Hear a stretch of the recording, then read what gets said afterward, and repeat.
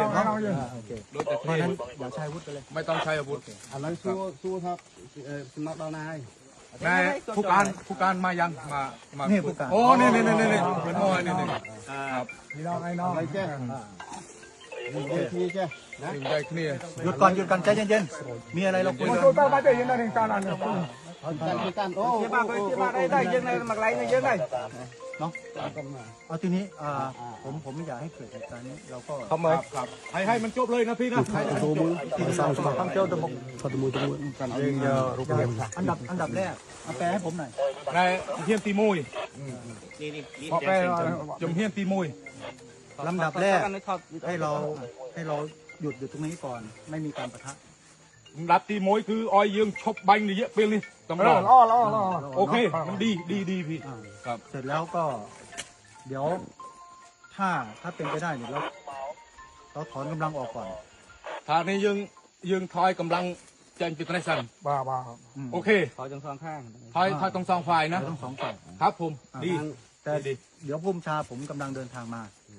นายนี่คือไม่บัญชีการเกิดปงเดอแจงโมบาทกับปงแจงดำเนินโม ท่านกำลังเดินทางมาคาดว่าน่าจะใกล้ถึงแล้ว จิตหนึ่งดอลให้จิตหนึ่งดอลให้ เสร็จแล้วก็พอท่านมาก็พุ่มชาก็จะคุยกันอีก เป็นเมมเจียกาหรือเกิดโมติดให้หนึ่งใหญ่เคลียมาลองติดบาท ของท่านเนี่ยใครมาคุย ในเมมเจียกายังเป็นป่านี่ก็ โดนเอง แกเป็นคนคุยผู้การเนี่ยเป็นผู้การเนี่ยเป็นคนคุย เลยเจ้ยมสมนมโปวิ่งนะตีมุ้ย nhầm ôi chỉ là nó đang không ăn ทาง được ไทย khay ทาง เรามองจุด ทางเนี่ยมุนหนึ่งยืงดอกสายเอ้คือกรมออยเมียนจุกบุตรไอ้สอก ถ้าเราคุยกันไม่ต้องไปใช้อาวุธนะครับดีนะไม่ต้องไปใช้อาวุธเพราะไม่ใช้แล้ว ตีปี ครับ กำลัง ในคำ เนยกับไรนะเนยกับไรนงกรมจุก กำลังก็อยู่ไหนก็อยู่นั่นไปนะ คือใจจริงผมเนี่ย ครับ อยากให้ถอนออกเลย ทางโน้นก็ถอนทางนี้ก็ถอน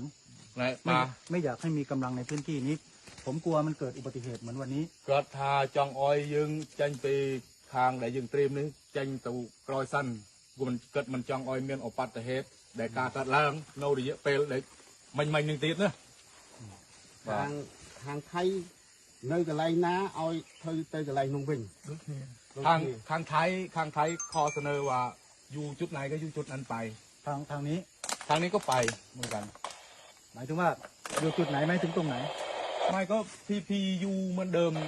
กันก็เดิมมา ไม่แต่ตอนนี้มันกำลังเรามันใกล้กัน ผมไม่อยากให้มันอยู่ใกล้กัน ครับเป็นนี้ก็มันจองออยกำลังได้ทาโนจิตนี่จองออยเวทตัวชายนี่ ดูเนี่ยเอาทาง เหมือนกัน หมายถึงว่าทางโน้นก็ถอยออก ครับ แล้วผมก็ถอยออก ทางนอกกระทอยเจ๋งเกิดกระทอยเจ๋ง พื้นที่ตรงนี้ก็ไม่อยากให้มีกำลังอยู่นะ คืออย่างนี้ทางนี้ แต่ปุ่มซะนี่ก็กรมออยเมียนกำลังโนตามเลย ผมไม่ให้มี